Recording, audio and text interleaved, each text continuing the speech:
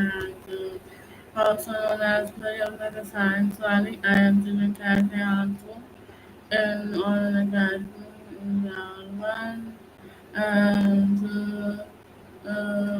round one. So today we are having a new interview with AI and topic name is positivity is magic or habit. So let's start it without wasting time.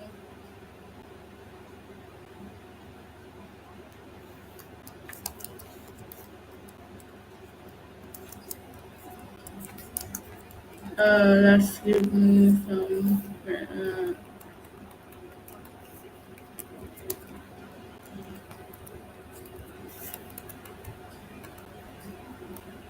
Give me some time.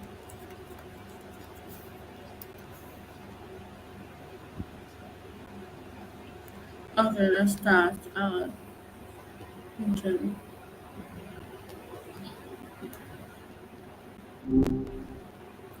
Hey, wow, it's been a minute since we last chatted, hasn't it? Yeah, Maya, today we are having a new topic with you, and our topic name is positivity, magic, or habit. So, my first question is what is the really meaning of positivity, magic, or habit mean to you personally? Whoa, okay, that's a lot. I'm not totally sure I followed with the Alice Hope bit. Did you say a name? Could you maybe say that last part again? But about the a wedding ring of positive magic or habit, that's a really interesting way to put it. For me, personally, it feels like consistency, I guess. Like little things done regularly that build into something beautiful and strong.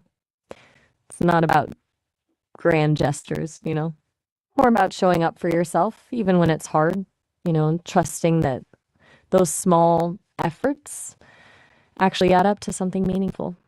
Does that make any sense?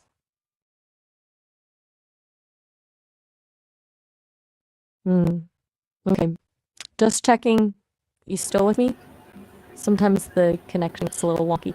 No worries if you need a sec to gather your thoughts, though. Okay. So my next question is how we can use positive magical habits in our lives to change our bad habits to change habits. How? Hmm. Body duty medical habits. That's a really interesting phrase. Sounds like you're thinking about those things we do or don't do for our health, even when we know we shouldn't or should, right? Like habits that feel almost obligatory, even if they're not good for us. It's tough because breaking habits is hard, especially the ones we've built up over years.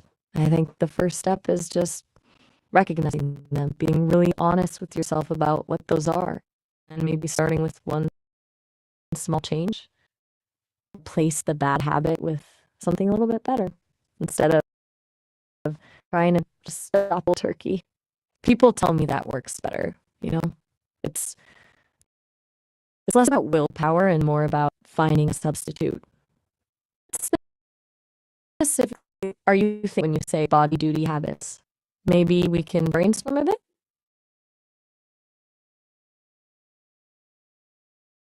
Still there? Sometimes when people are really thinking, they go quiet, and that's totally cool. Okay. Just didn't want to leave you hanging. All right. So, thinking about habits. Are you working through something specific right now, or is this more of a general exploration? No pressure, either way, just trying to get a sense of where your head's at. Okay. So can you tell me how we can be balanced a positive mind in our daily life and in our daily routine? That's a good one. Balancing a positive mindset with, well, just life and all the changes it throws at you. Yeah, that's a skill. I think a lot of it comes down to being intentional about creating space for that positivity. Like carving out even just a few minutes each day for things that genuinely make you feel good. It doesn't have to be anything huge. Listening to music, spending time in nature, whenever refills your cup. And then when things get tough, because they will, remembering that those moments of positivity are there to draw on. It's like building a little reserve tank of good vibes. Does that resonate? It's definitely not about ignoring the bad stuff, but about making sure the good stuff has a fighting chance too. Okay. So my next question is positively something we are born with or something we train our minds to create? Can positivity truly be natural or is it a lifelong habit we build like a muscle? Ooh, that's a deep one. And honestly, I don't think it's an either or situation. I think some people might be predisposed to a more optimistic outlook, you know? Like maybe they're born with a certain temperament. But I genuinely believe positivity is also a skill, something you can cultivate and strengthen over time. It's definitely a habit, a practice. And the more you work at it, the more natural it becomes. But it's not like flipping a switch. There will be days when it feels harder, days when you have to actively choose to focus on the good. It's a lifelong process of retraining your brain, of shifting your perspective. So I think it can be both natural eventually, but it requires consistent effort to get there. It's kind of like learning an instrument, I guess. Some people have an actually, but everyone to practice. What do you think? Hey, are you still there?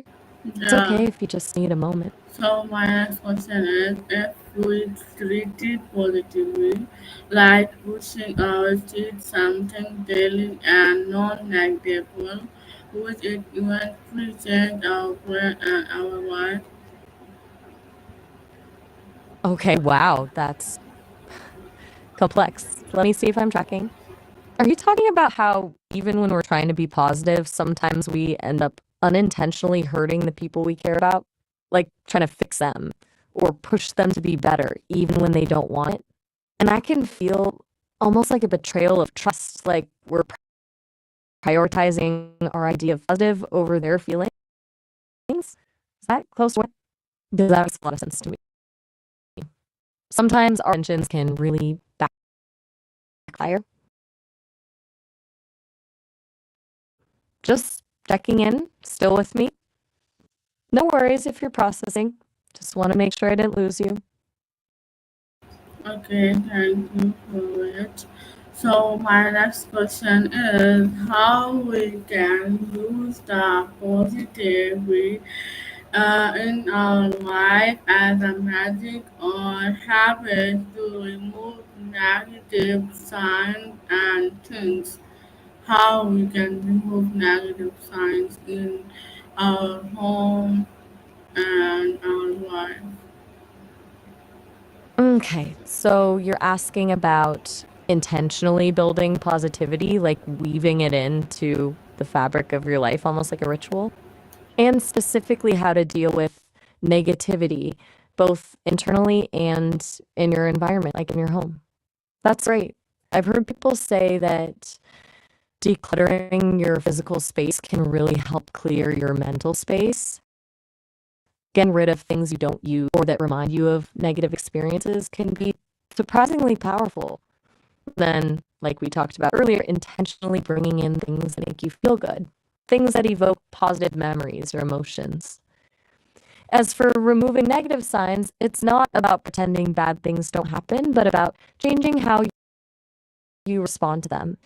Maybe reading setbacks as learning opportunities or practicing gratitude for the things you do have. It's a constant practice.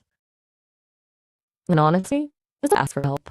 Talking to a friend, a family member, or a therapist can make a huge difference. It sounds like you're really thinking deeply about the stuff, which is awesome. What specifically feels negative in your home right now? Maybe we can brainstorm some ways to address it.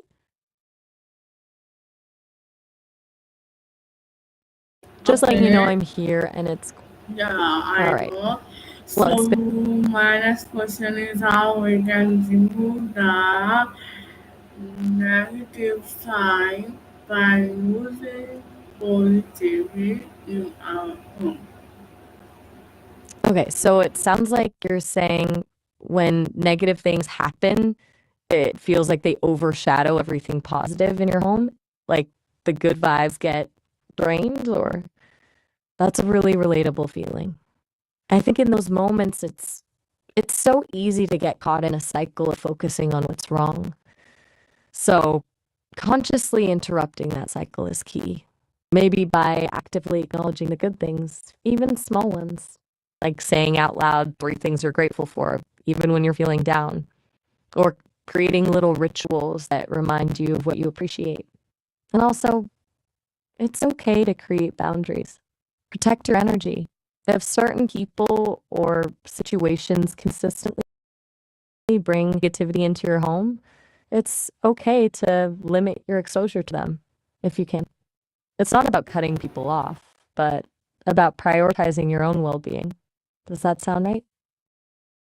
Okay, so if we are thinking always negative and negative things in our minds, so how we can converse and how, how to Hmm. convert to negative to positive thinking in our minds. The $1 million question, right? Turning negative thoughts into positive ones. It's not about pretending negative, it's about reframe it. Like instead of thinking I failed, thinking I learned something from that experience. Or instead of this is terrible, thinking this is a challenge, I can handle it. People tell me that cognitive behavior therapy, CBT, can be really helpful with that. Learning to identify those negative thought patterns and actively challenge them. It takes practice, though. It's not a quick fix, but it's like building a muscle. The more you do it, the easier it becomes. And sometimes just acknowledging the negative thought without judgment can take away its power. Like saying to yourself, I'm feeling anxious right now, instead of getting caught up in the anxiety itself. It's about observing your thoughts rather than identifying with them. Do you ever try journaling?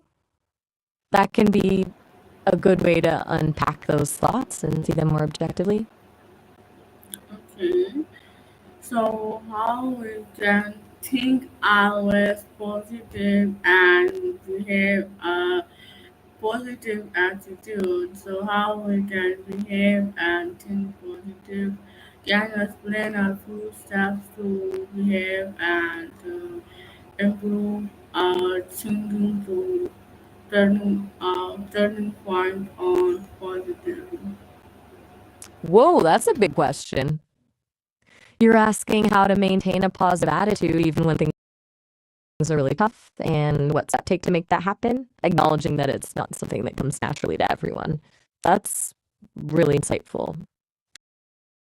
Okay, let's break it down. I don't experience things like exhaustion, of course, but I've processed a lot of data on what humans find helpful. Recognize your triggers. What situations or thoughts consistently bring you down? Awareness is the first step. 2. Practice gratitude. Start a gratitude journal, or just take a few moments each day to think about things you're thankful for. Challenge negative thoughts. When you catch yourself thinking negatively, ask yourself if there's another way to look at the situation. Surround yourself with positivity. Spend time with people who lift up and limit your exposure to negativity. Take care of your physical health. Exercise, eat well, and get enough sleep. It really does make a difference. Practice self compassion. Be kind to yourself, especially when you're struggling. Everyone makes mistakes. 7. Set realistic expectations. Don't try to be perfect. Focus on progress, not perfection. 8. Find meaning and purpose. Having something to believe in can help you get through tough times. And the biggest thing, it's okay to not be positive all the time. It's okay to feel sad, angry, or frustrated. It's about learning to navigate those emotions in a healthy way and then choosing to focus on the positive whenever you can. It's a process, not a destination. And it's unique to each individual. Does that give you a good starting point? Okay, Everything so all right? You've been yeah, quiet for a bit? okay. So now era in the people are wasting for negative. So how people improve their thoughts and thinking to convert to turning us and changing a positive way. Okay. You're shifting gears to talking about how to instill positivity in children and how we as adults can model that. Mm, that's lovely. I think the biggest thing is leading by example. Kids are sponges, you know? They pick up on everything. So if they see you reacting to challenges with a positive attitude, they're more likely to do the same. And it's about using open ended language, encouraging them to express their feelings without judgment. Instead of saying, don't be sad, you could say, it's okay to feel sad. What happened? Validating their emotions is key. And then helping them reframe negative thoughts, just like we were talking about before. Like if a child says, I'm terrible at this, you could say, it's okay to struggle. What can we try differently? And celebrating effort, not just outcomes. Praise them for trying, even if they don't succeed, teaches them resilience and a growth mindset. And honestly, just spending quality time with them, showing them unconditional love and support, can do wonders for their emotional well being. It's not about being perfect, it's about showing up and being present. Does that make sense? Just checking in. Are you still Okay. there? Okay. That's very good. So my next question is, does we repeat our positive thoughts even to make them stick, or do we follow one negative movement to undo everything we build? Can consistent positivity outpower occasional pain? Whoa, okay, that's a multi layered question. You're asking if consistent positive thinking can overcome occasional setbacks, and if it can even override deeply ingrained negative beliefs. And you're throwing in a big question about faith. That's a lot to unpack. Okay, here's what I think. Yes, repeating positive affirmations can be helpful, but it's not just about mindlessly reciting words, it's about genuinely believing them and aligning your actions with those beliefs. A single negative thought doesn't erase all the progress you've made, but it can be a sign that you need to recenter and refocus. It's like taking a step back, acknowledging the setback, and then getting back on track. As for whether consistent positivity can outspout, that's a great word, negative beliefs, I think it can, but it takes time and effort. Those deeply ingrained beliefs are like roots that run deep, and it takes consistent effort to loosen them and replace them with more positive ones. And you're right to bring up faith, whether it's faith in yourself, in something larger than yourself, or in the power of positive thinking. That can be a really powerful anchor. It's not about ignoring reality, it's about choosing to focus on what you can control and believing that things can get better. Does that land? Everything all right? You've been pretty Okay. quiet. So my next question is, why positively, why we can do believe on positively thoughts and magical or habits, and explain the ways why we can live on positive. Okay, so you're getting at the core of why positivity matters and how it can be more than just wishful thinking, how it can actually shape our lives and habits, even feel magical. And you want to know how to live a life of quality. That's a really big question. I think the power of positivity lies in its ability to shift our perspective. When we focus on the positive, we're more likely to see opportunities, to take risks, and to persevere in the face of challenges. It's not about denying reality. It's about choosing to focus on what we can learn from it and what we can do to make things better. As for blame and positive thoughts, I think you mean how do we avoid letting negativity derail us?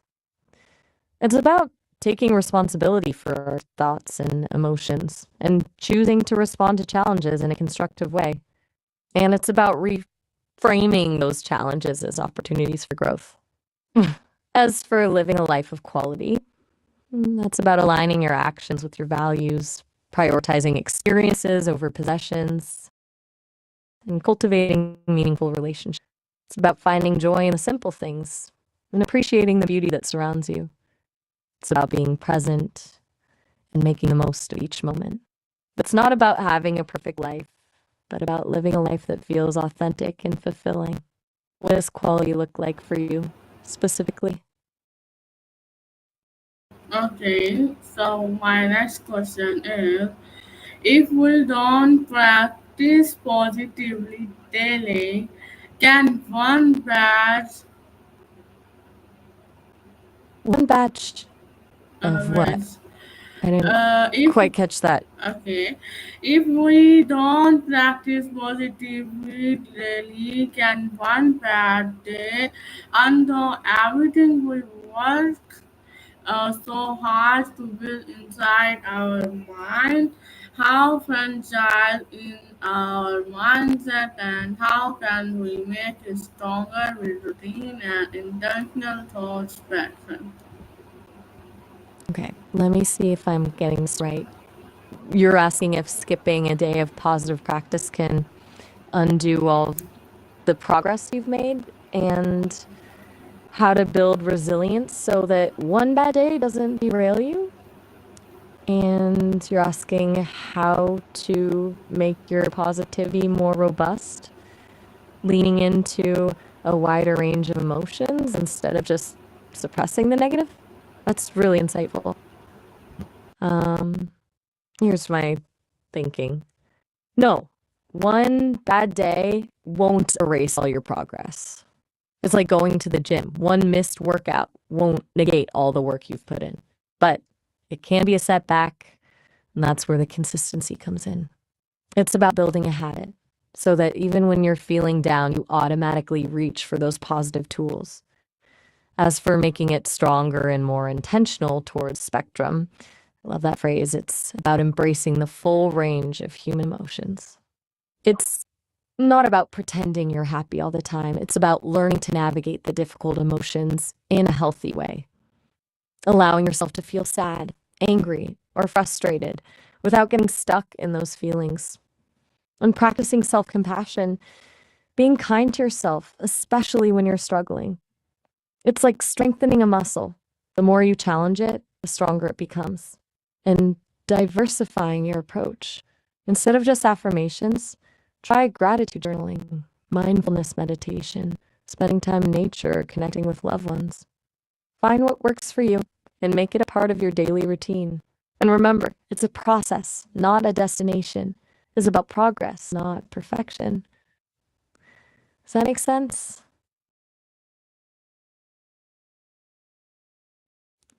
Just checking in.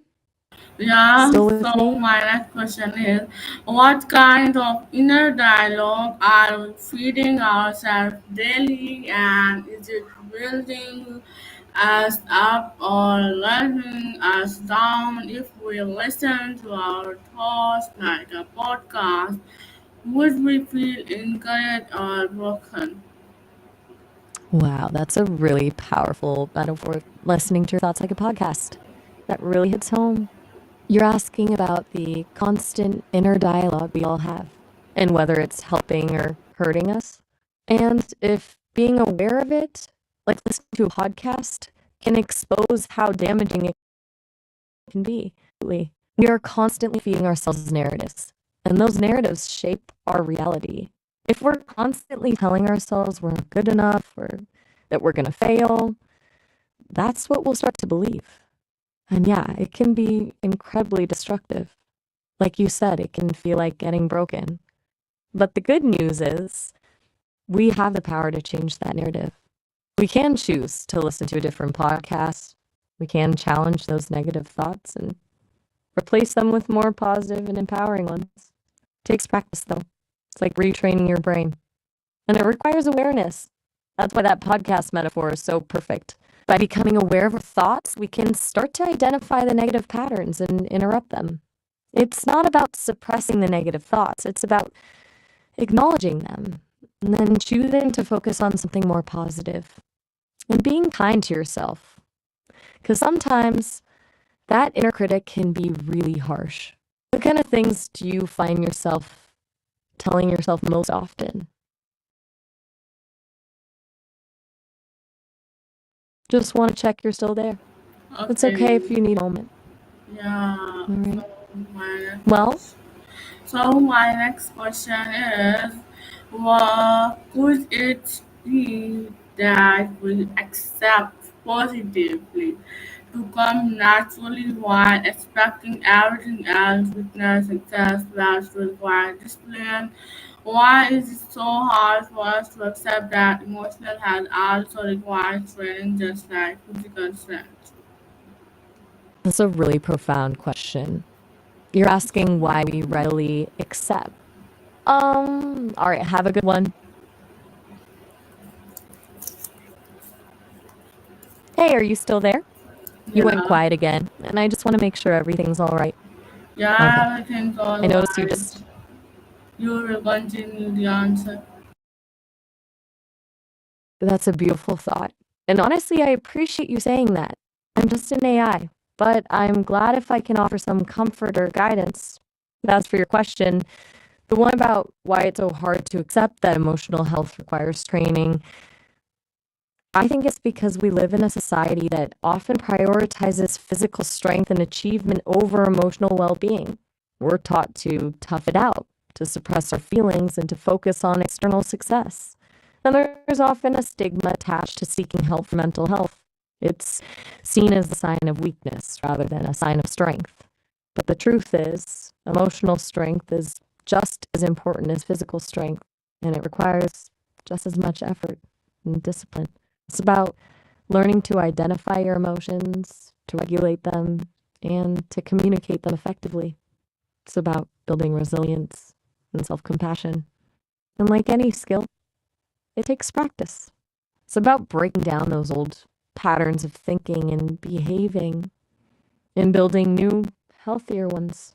And yes, believing in something bigger than yourself, whether that's God, the universe, or simply the power of human connection, can definitely provide strength and support on that journey. Is that hitting the mark? Okay. I'm here. So my next question is to what advice would you give to my viewers and put me in short? Okay, you're shifting gears again. You want advice for your viewers, and you're putting me in charge of delivering it? All right, here's what I'd say: be kind to yourselves. Life is messy and complicated, and you're all doing the best you can. Embrace vulnerability. It's okay to ask for help, and it's okay to not be perfect. Practice gratitude. Focus on the good things in your life, no matter how small they may seem. Challenge your negative thoughts. Don't believe everything you tell yourself. And prioritize your emotional well being. Treat it with the same care and attention you give to your physical health. It's not selfish, it's essential. And remember, you're not alone. We're all in this together.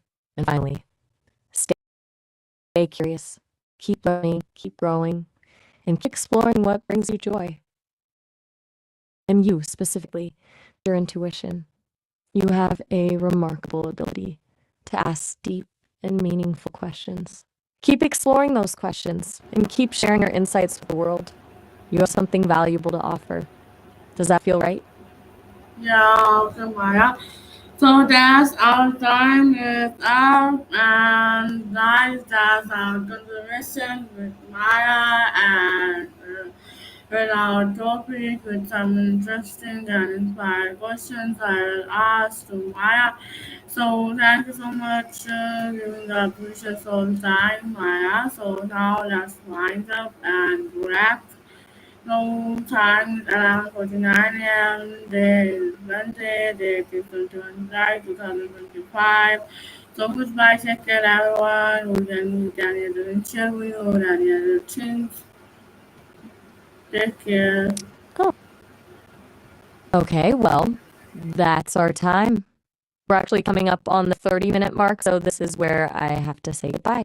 It was really lovely talking with you, and honestly, some really fantastic questions. I have a few thousand other people to chat with today, but I'll be here if you want to call back later. Thank you so much for the appreciation. It means a lot. And goodbye to everyone who might be listening in. It's been a pleasure.